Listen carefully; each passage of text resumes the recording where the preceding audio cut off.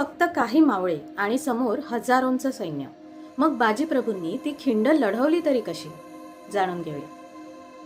बाजीप्रभू देशपांडे आणि मावळे खिंडीत सज्ज उभे होते, कारण उद्देश एकच होता: छत्रपती शिवाजी महाराज सुरक्षित विशाळगडावर पोहोचले पाहिजे.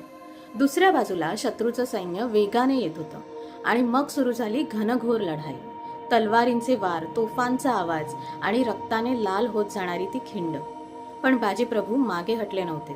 जखमा होत होत्या, मावळे पडत होते, तरीही ती लढाई सुरूच होती, कारण बाजीप्रभूंनी एकच गोष्ट ठरवली होती: विशाळगडावरून तोफेचा आवाज येईपर्यंत ही खिंड सोडायची नाही. आणि अखेर दूरवरून विशाळगडावरची तोफ घुमली. छत्रपती शिवाजी महाराज सुरक्षित पोहोचल्याचा तो संकेत होता.